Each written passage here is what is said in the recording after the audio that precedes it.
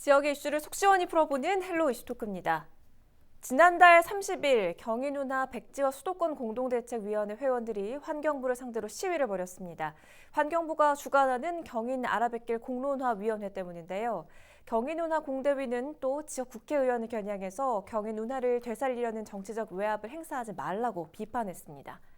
애초에 물류와 여객 운송을 위해 건설됐지만 제 기능을 수행하지 못하고 애물단지로 전락한 경인 아라뱃길.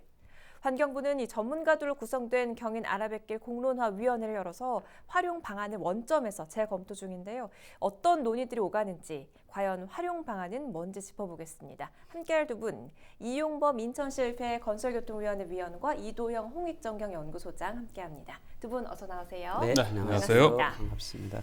아라뱃길은 우리나라 최초 내륙 뱃길입니다. 총 18km로 2조 7천억 원을 투입해서 2012년 5월 서해와 한강을 잇는 운하로 개통을 했는데 제 역할을 하지 못하고 실패한 정책으로 남았는데요. 먼저 이 아라뱃길 활용 방안에 대해서 환경부가 현재 이 해법을 마련하고 있다고요? 네, 그렇습니다. 경인 아라뱃길은 당초에 이제 화물과 여객을 운송하기 위해서 2조 7천억 원이라는 막대한 돈을 쏟아붓은 사업이거든요. 네. 하지만 개통한 지 지금 9년이 지난 현재 지금 거의 여객과 물류 기능을 거의 하고 있지 못하는, 그러니까 무용지물의 상황과 다름없는 상황입니다. 네. 그럼에도 불구하고 유지 관리 비용으로만 연간 130억씩 지금 쏟아붓고 있는 그야말로 애물단지인 상황인데요. 네. 상황이 이렇다 보니까 이제 환경부가 나선 거죠. 이거를 새롭게 기능을 재정립을 해가지고 이제 공론화위원회를 만들어가지고 이제 앞으로 용역을 발주해서 새로운 타개책을 지금 마련하고 있고 해법을 마련하고 있는 과정 중에 있습니다. 이 경인 아라뱃길은 이명박 정부 시절의 정책으로 실패한 사업으로 남아 있는데 또 다시 개발 사업을 추진한다는 말인지 이게 왜 다시 활용 방안을 검토하고 있는 겁니까? 네, 이제 당초에 2012년도에 경인 아라뱃길을 국민의 세금으로 이제 2조 7천억으로 이제 만들었지 않습니까? 네. 이제 강 그 길이가 18km고 폭이 80, 수심이 6.3인데요. 지금 이제 당초에 이제 그 경인 아라뱃길을 만들었을 때 용역을 보면은 그 물류가 이제 6,300만 톤 물류가 이제 이렇게 운행이 될 거다. 네. 그랬는데 8년 동안 그 내용을 보면 518백만 톤, 8.2%만 물류가 운행이 됐습니다. 네. 그러니까 그리고 또 이제 관광을 목적으로 이제 이렇게 만들었는데요. 관광객이 당초에는 이제 얼마였냐면은 지금 현재 이제 461만 명이 용역 결과 보면은 관광객이 이용할 거다.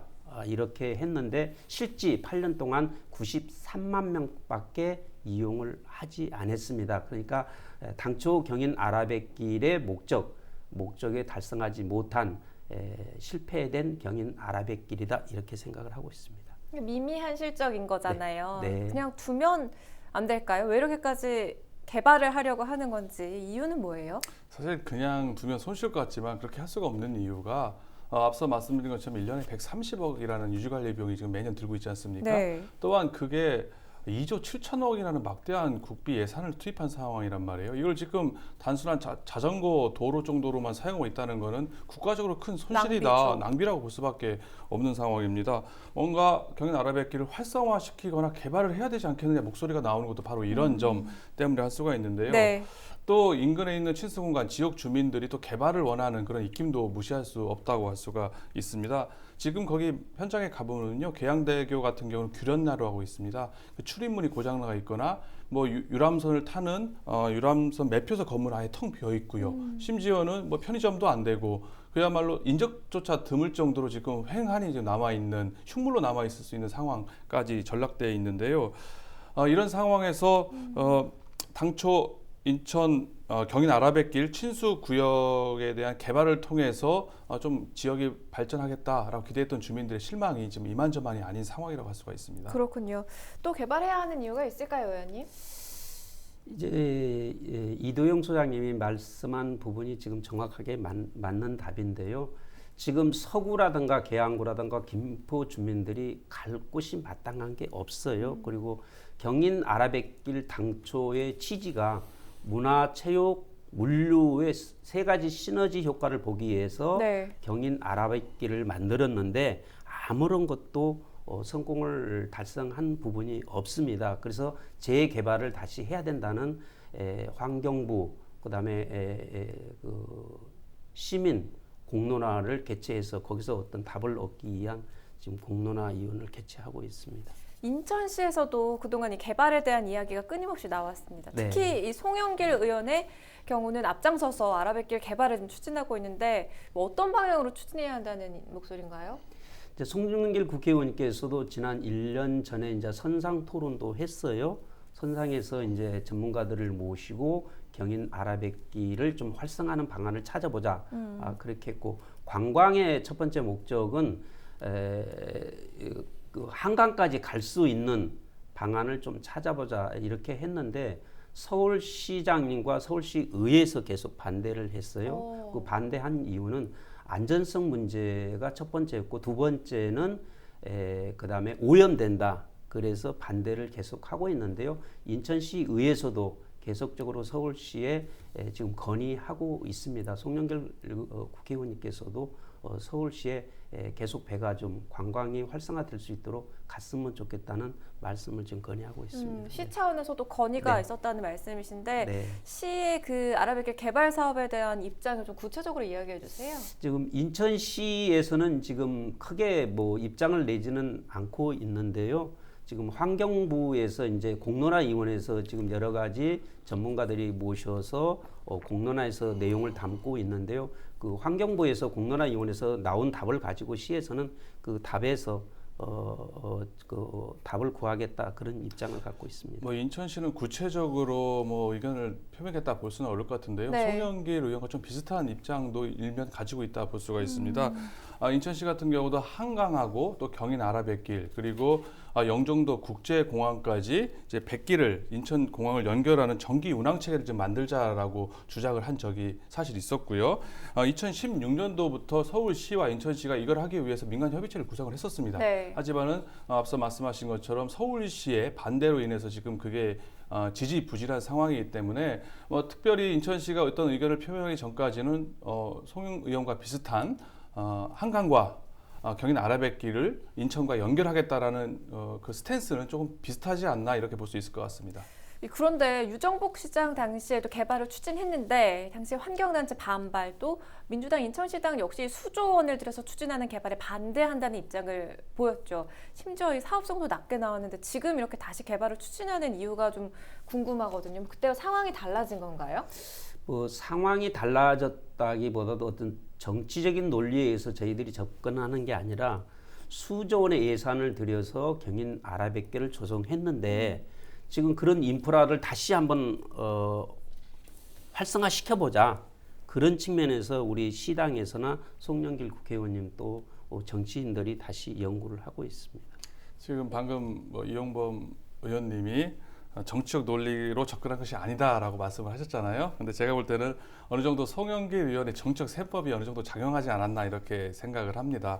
이게 지금 하루 이틀 얘기가 아니거든요. 네. 9년 동안. 근데 지난 21대 총선을 앞두고 이게 급물살을 타기 시작을 했던 겁니다. 그러니까 이번 총선 전 2019년도죠. 19년도 6월 달에 송영길 의원이 경인 아라뱃길 활성화 토론회를 개최를 합니다. 네. 그리고 나서 그해 12월 달에 바로 이제 그 경인 아라뱃길 위에서 유람선을 타고 선상 토론회까지 개최를 하면서 경인 아라뱃길의 활성화 방안의 필요성에 대해서 역설을 하고 강하게 이제 어필을 하기 시작을 하게 됩니다.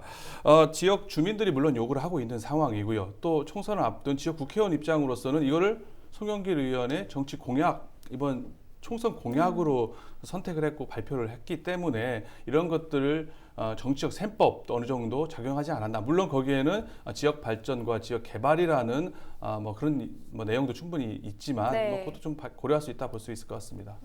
근데 좀 의견이 다른 저희가 것 생각할 같은데요? 때는 이제 네. 정치적인 부분 아니고 국민의 세금으로 2조 7천억이 거기 막대한 세금이 투입됐기 때문에 지금 물류도 성공을 못했고 관광도 성공을 못한 상태이기 때문에 그걸 어떻게 하면은 다시 활성화를 할 수 있겠느냐 그 답을 찾기 위한 선상 토론을 했고요. 정치적인 것은 전혀 아니었습니다. 네. 두 분의 의견이 좀 다른 부분이었고요. 이미 네. 많은 돈이 투입돼서 만들어진 만큼 좀 이번에는 좀 활성화될 수 있기를 좀 기대해 봐야 네, 되겠는데요. 맞습니다. 환경부가 이 경인아라뱃길 공론화위원회에 대해서 어떤 결과를 내놓을지도 좀 주목이 됩니다. 자, 오늘 8월까지 경인아라뱃길 공론화 및 개선 방안 연구 용역을 이제 마무리 지을 예정인데 이 의원께서는 얼마 전에 경인아라뱃길 공론화위원회에 직접 참석을 하셨잖아요. 어떤 네. 논의들이 오갔습니까? 지난 6월 30일 날 송영길 국회의원님의 요구로 서울에서 환경부 관계자하고 공론화 위원장님하고 의원님들하고 여러 이제 계양구 시의원 구원들이 참석해서 여러 가지 의견을 저희가 이제 제시를 했어요. 네. 활성화 방안을 찾는 부분에 대해서 이제 그분들이 이제 공론화위원회를 구성해서 22번의 회의를 걸쳤더라고요. 그래서 어떤 내용을 달라고 했더니 주지도 않고 있는데 앞으로는 공론화위원회에서 시민위원회를 또 구성을 한대요. 130명 정도 위원회를 두어서 구성해서 거기서 답을 찾겠다고 했는데요. 그래서 저희가 이제 요구했던 부분은 공론화위원도 그렇고 시민위원회도 그렇고 김포나 계양구나 그다음에 서구에 좀 깊이 관련된 부분 또 관심 있는 부분들이 좀 들어가서 답을 찾는 활성화 방안에 답을 찾는 그런 위원회가 됐으면 좋겠다는 저희가 건의를 했고요. 두 번째는 이제 거기 경인 아라뱃길 가보시면은 그 물 색깔이 완전히 황토색입니다. 황토색이고 썩어 있어요. 그래서 냄새도 나요. 그래서 그 수질 개선도 좀 해야 된다 하고 저희들이 요구를 했고, 그 다음에 경인 아라뱃길 보면은 그 다리가 이제 15개가 있어요. 15개가 있는데 거기에 보면은 우리 이제 시의회에서는 자살대교라고 이제 말을 하고 있는데요. 위험한가요? 네, 위험한 게 아니라 15개 다리 중에서 특히 계양 쪽에 있는 다리에서 158건의 자살 시동이 일어났고요. 39명이 안타까운 생명이 잃었습니다. 그래서 그런 안전망 설치가 전혀 안 됐어요. 네. 그래서 다리 높이를 보면 1.4m뿐이 안 되거든요. 아주 높이가 낮은데 그래서 안전망을 좀 설치를 해줬으면 좋겠다. 그런 것도 저희가 요구를 했습니다. 네. 근데 이 환경단체는 이에 대해서 크게 반발을 하고 있는 상황이잖아요. 어떤 입장인가요? 송영길 의원이 이제 경인 아라뱃길을 활성화시키기 위해서 적극적으로 좀 행보를 하고 있는데요. 그만큼 환경단체의 반발도 심한 상황이라 볼 수가 있습니다.